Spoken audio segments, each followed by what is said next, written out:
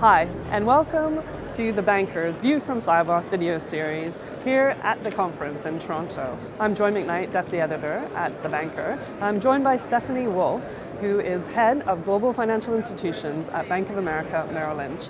Stephanie, thanks so much for joining us today. Thank you. Can you tell me a little bit about the state of play in terms of know your customer and anti-money laundering compliance today?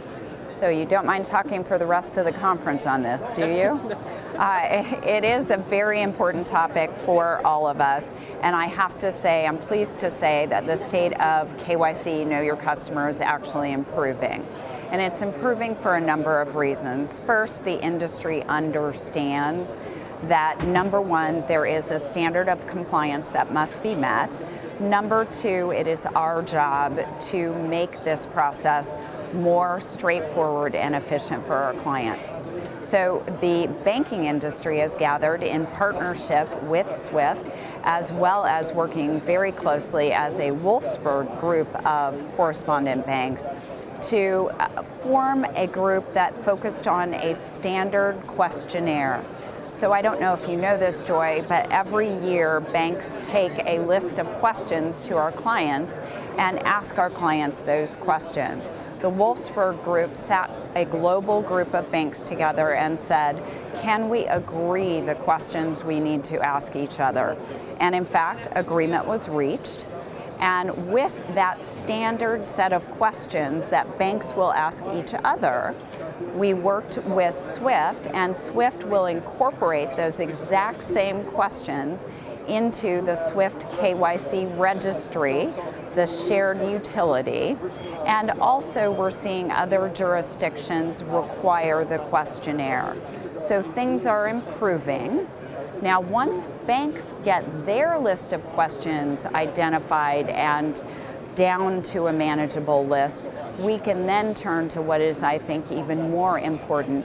What questions do we ask our corporate clients? I do believe that we will become common in our questions, and we will certainly move towards shared databases. Because I have to say, there has been a number of industry initiatives, like SWIFT KYC Registry is one of them, that have been trying to push forward this idea of having this utility. What has really been the barriers to that to date? To date, I think the barriers have been who else is going to adopt this type of a shared database. So I'll put my information on as soon as you put yours on.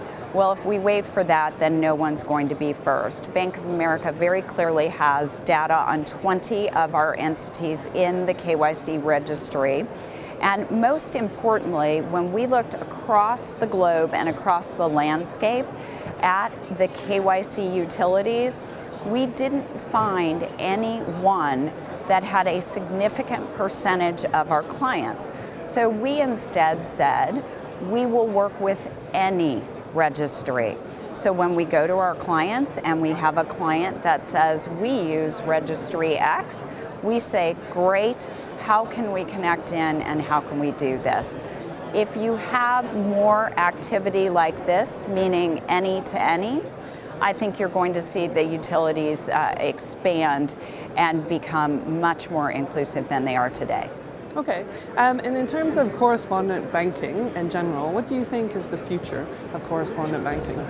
The future of correspondent banking, I think, is bright, and that's not because I cover financial services companies, because I cover banks and non-banks.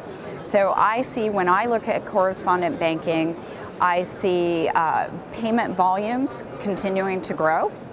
I see the globality of commerce continuing to grow. And what is correspondent banking? It is banks working together to help their underlying commercial clients. I see, for me, what is a very positive evolution: transparency.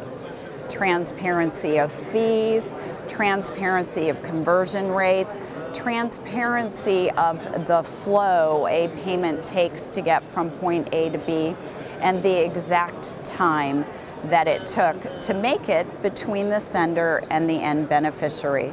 SWIFT GPI is one example of that. It's one of many. So I do feel the future is bright, but I don't think correspondent banking can simply be narrowed down to bank benefit for commercial clients. I think we need to think about the fact that our non-bank financial institutions are part of that end-to-end delivery to the end beneficiary. Okay, obviously there's been a lot of sort of fintech disruption happening, especially in the retail side, but now it's starting to impact correspondent banking. How do you think that that's really going to play out in future?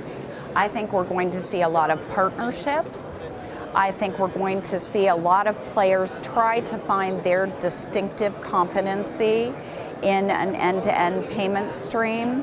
I think we're going to see a movement from high-value payments to low-value payments, which, by the way, benefits the actual sender and beneficiary because fewer fees are charged. And I have to be honest, the fintechs are actually helping make that happen. At Bank of America, we're looking at who can we partner with to do what our clients are asking us to do. Maybe that is to provide renminbi payments to Chinese consumers. I can partner with a non-bank, perhaps, to deliver as well as a bank.